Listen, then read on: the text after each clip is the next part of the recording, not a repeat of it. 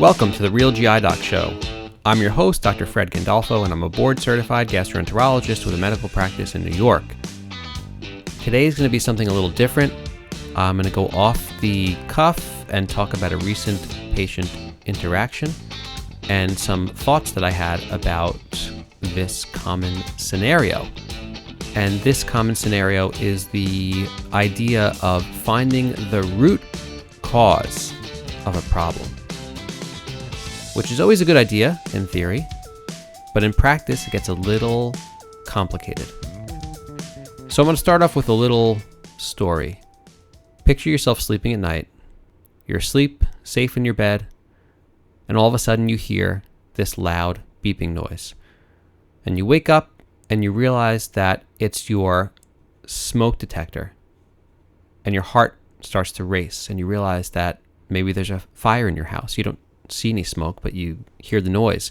So you rush out of bed and you run down the stairs to where you hear the smoke detector going off. And sure enough, as you get closer and closer to your basement, you start smelling smoke. And now you're really panicked. Your house is on fire. Something's wrong. It's 2 a.m. You're still a little disoriented, and there's a million thoughts going through your head. The closer you get to your basement, you start to see flames. So what do? You run into the basement, you open the door, and there's fire pouring out from the area where your electrical boxes are and your circuit breakers. There's flames, there's smoke, it's hard to even get close to it. And the fire's running up the wall into the first floor of your house and probably up into the second floor of your house. And by this time, the whole room is being covered in smoke and it's hard to see anything. So what do? Well, you open up the door to the electrical closet area and you start inspecting wires. And you realize that it looks like some of the wires have been eaten through by mice. The insulation has been eaten away from the wires, and it looks like there was probably a short in the electrical system, and there's a little nest of mice in that area that you never noticed before, and that's probably how the fire started. So you quickly pull out your cell phone and you go online and you look up electrical fires and mice, and you see that it's a common thing that happens, that animals can eat through the insulation on your electrical wires and cause a fire in your house. And you read a couple of comments on Reddit and realize that, hey, this is probably what happened to you. So then you go to Google and you look up an exterminator company near me and you start calling around, but you realize that they're all closed because it's 2 a.m. So you leave some voicemails for them and tell them it's kind of an emergency. You really need to get this mouse problem taken care of because they chewed through your wires, and it's probably what caused the fire because you read it online. You think about going out to Home Depot and buying some mouse traps, but there's probably not enough time for that. On your way up the stairs, you notice the fire extinguisher that's by your kitchen, but it seems kind of heavy and complicated to use, so you just leave it there. You decide it's probably time to call the fire department, and when they answer the phone and say, what's the emergency, you start telling them about the mice in your wall and the electrical fire, and that you're really annoyed because there's these mice in your wall and you're not sure how they got into your house. You haven't left any food out, and you never see any mouse droppings, and it's just gross that you have mice in your house, and how could this happen to me? And I need to understand how to get these mice out of here, because they're the ones that started the fire. Seems pretty logical, right? Is that what you would do? No, of course not. Of course not. You would run upstairs and grab your kids and your wife and yell and run out the door and grab the phone and call the fire department from the safety of your backyard or wherever you're going to go. That's what a logical person would do. But when it comes to your health, a lot of people go and look for the root cause of their problem while in the middle of a health crisis. And while it doesn't seem as crazy as the guy who's inspecting his wires in the middle of a house fire, if you think about it, there's a lot of similarities. So I'm going to present a case to you today. It's based on a real patient case, and I changed some details so that the patient's privacy is protected. But I've seen many cases like this. It's not just this one case. This is a recent example that kind of spurred me to think about this topic, but this is a situation that I see also on a daily or weekly basis, and it's just a thing. It's the intersection of human psychology and the internet age that we live in, and it's the idea of finding the root cause at all costs. So here's the patient case. We have a 62-year-old woman she has a history of diabetes that is poorly controlled, as well as high blood pressure, obesity. And she comes in to see me for chronic abdominal pain, as well as lots of new acid reflux type symptoms and trouble swallowing and other upper GI symptoms. And she had a CAT scan before she saw me, and she had blood work, and nothing was a major emergency. There was no tumor or blockage or anything like that in the CAT scan. And we decided that she needs an endoscopy and a colonoscopy. She's never had a colonoscopy. She's 62 years old. Could be anything going on in there. And she's never had endoscopy, and she's having all these new upper GI symptoms. So we go to schedule the procedure, but then on a closer look at the labs, we notice that the hemoglobin A1C, which is the diabetes number that gives you the 3-month sugar average, was 13%, which is ridiculously high. It goes along with uncontrolled diabetes. And the blood sugar is about 350 plus on the random glucose test, which is danger in and of itself and can cause all kinds of problems. I also noticed that her blood pressure the day when she saw me was 180 over 110. Also a day-to-day, minute-to-minute risk factor for heart attacks, strokes, and other problems. So we made the plan that she was going to see her primary doctor and get some of these things more closely managed before we went ahead and did an elective procedure that requires sedation and bowel preparation, and with this scenario is not a optimal time to put her under anesthesia and do anything with a blood pressure of 180 over 110 and a completely uncontrolled blood glucose situation. Furthermore, we talked about the fact that poorly controlled diabetes or completely uncontrolled diabetes can cause a lot of GI problems like gastroparesis and all the associated symptoms that go along with that, like reflux, as well as chronic abdominal pain and major problems with the bowels. So she saw her primary doctor as well as an endocrinologist, and she came back in for her procedure, which was canceled because her blood pressure was still 180. It was actually higher than that. And her glucose was 380. Those things are the big emergencies. And we could not get to diagnose the GI problem because we had these roadblocks of this horrible blood glucose problem and the really elevated blood pressure. And now she's very annoyed and frustrated that nothing's happening, no one's helping, and that she's not going to get better. She told me that she stopped taking her insulin because it was bothering her. The injection sites were bothering her. And when she injected the insulin that she was prescribed, it caused pain and her belly hurts already, so why bother? She also failed multiple other interventions for her diabetes in the past, including other medications and diet changes. She also states she's taking her blood pressure medicines, but they're not helping, and she doesn't see the need in taking more blood pressure medicines if the ones she's on already are not helping. Instead, she wants to find the root cause of her problems. And she used the word root cause several times during our conversation. I need to know the root cause. There's a root cause. There's an underlying root cause. All these things were discussed. So let's look at that term, root cause. As far as I know, that's an airline industry term where if you have a plane crash or some other catastrophe or near miss, you go looking for the root cause of the problem. What was the single underlying thing or the systematic issue that caused this failure? Let's look at every little detail until we step back and find the absolute root cause of the problem. And then we fix the root cause and everything's good, which is a really cool idea. And it's a great way to approach mechanical problems. And it's a great way to approach system problems. And it's used in hospitals and other settings and business settings, I'm sure.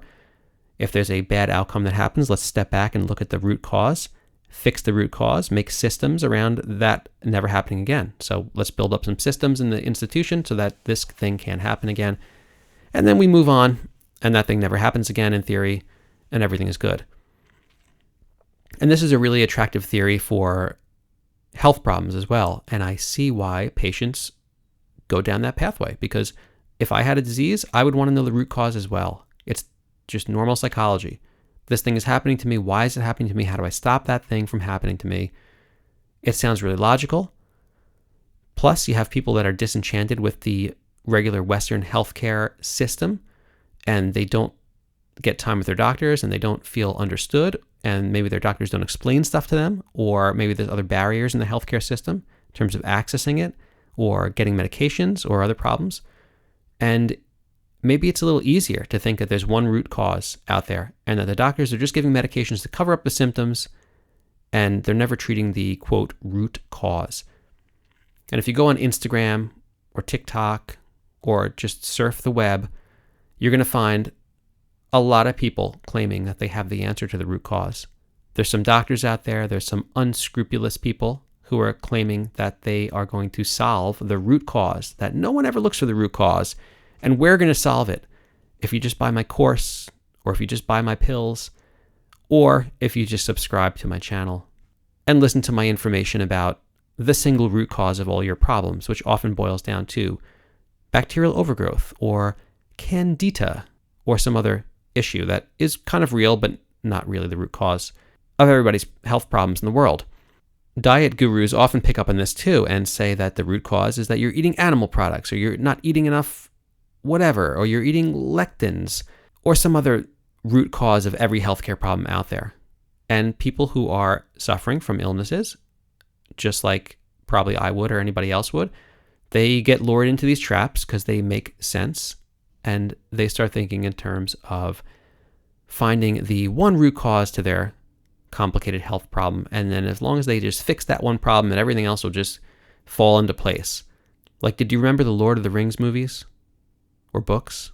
I suggest reading both the books and watching the movies. But if you remember at the end, once they successfully destroyed the ring, the eye of Sauron came crumbling down and all the orcs and the bad guys all just disintegrated because the root cause of all the evil in the land was that ring and Sauron and all the evil. And if you destroyed it, then everything else just fell into place and the sun came out and the elves were dancing around. That's not how medicine works, unfortunately. And trying to find the root cause, while a valid and valiant thing to do, is not always helpful in terms of treating today's problem. Lots of medical problems are multifactorial, meaning there's many different causes, and there's a cycle that started years and years ago that led to the point where this patient's at now. And even if you could identify the root cause and change it, we still don't have the time machine to go back and make the change 20 or 30 years ago. So the root cause of this patient's diabetes, she has type 2 diabetes, is probably 20 to 30 years ago when she started having insulin resistance and progressive worsening of her metabolic health to the point where the insulin, the liver, the fatty tissue, all are in this vicious cycle of inflammation and elevated blood sugar, and the pancreas is failing, and then long-term complications of uncontrolled diabetes causing neuropathy and other issues. That's the root cause. But you can't go back and change that because now there is disease present. The disease of uncontrolled type 2 diabetes is now its own problem. And even if you went on a perfect diet at this point and changed some of those metabolic root causes, you still can't take away the 20 or 30 years of damage that's occurred. So you have to treat the problem as well as try to look for and fix the root cause. You have to treat the elevated blood sugar to get someone to the point where it's safe to walk around and that they're not destroying their organs and at risk of going into a diabetic coma. You have to treat that with insulin and other medications and other diet and lifestyle changes to get the person to the point where they can make the next steps. And during that treatment, it's a great idea to look for all these root causes and eat better and exercise and all that other stuff, but you can't just expect that you're going to go after the underlying nutritional and lifestyle changes and ignore the flaming emergency that is the blood sugar of 380 and the blood pressure of 185 or whatever it was that day. Because those things, regardless of what caused them, are the immediate problem. Often the root causes of these diseases are a one-way street. While you can undo a little bit of the damage, you can't go back and fix everything. Because to get to the point of uncontrolled diabetes with a hemoglobin A1C of 13 plus, that took so many years, and there's so many things that happened that are irreversible between when you were 20 years old and now when you're 62 years old, that we cannot fully reverse those things regardless of whatever the cause was. So going back to that house on fire analogy, if your house is on fire, what do? You get out of there. You deal with the fire. You call the fire department. You put the fire out. And then you can piece through the ashes and look and try to see what caused this fire. Was it the mice? Was it arson? Did I leave the oven on? Did a lightning bolt strike my house? There's a million different things that can cause a house fire. And when your house is in flames and your kids are sleeping in their beds, all the reasons why the house might go on fire are completely irrelevant. None of that matters. The only thing that matters is dealing with the fire and getting people to safety, right? So it's the same thing with some of these health problems. When you're in the middle of a crisis and your blood pressure is 190 and you're minutes away from possibly having a stroke or a heart attack, it doesn't really matter that blood pressure was caused by years of eating too much sodium and hardening of the arteries and other issues that relate to elevated blood pressure. None of that matters in the moment. What you have to do is get the blood pressure down. You have to get it down first, and then you can think clearly about how to deal with the risk factors for it going up again. And often that means going on medication. And that may be taking 3 different medications or 4 different medications, or maybe it means going to the hospital and getting the medication through the intravenous with close monitoring so that your blood pressure will come down to a safe level, and then they stabilize you and put you on oral blood pressure medicines until you are safe to walk the streets again. But whatever it takes to deal with the immediate 5-alarm fire, that's kind of what you have to do, not look at the root cause at the time.